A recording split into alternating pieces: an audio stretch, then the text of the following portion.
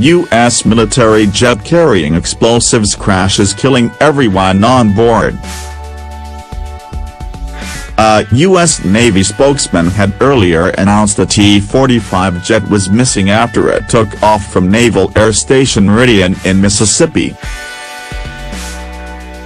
But Monroe County Sheriff's Office later revealed the plane had crashed in Tellico Plains in the Cherokee National Forest on Sunday. It is reported that the passengers were a flight instructor and student, and it appears unlikely that the crew survived. A U.S. Navy news release said, 2 pilots were aboard the aircraft, an instructor and a student. Their status is unknown at this time. The U.S. National Guard says it will be in the area searching for the jet Monday.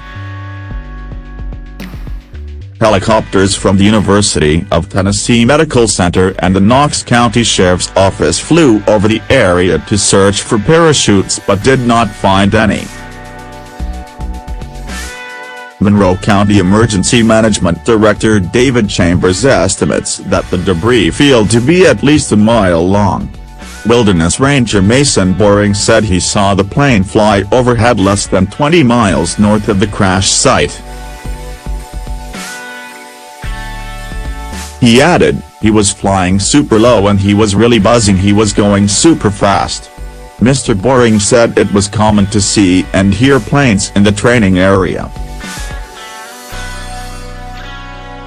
The T-45 Goshawk can carry 2 people and reach speeds of 645 miles per hour.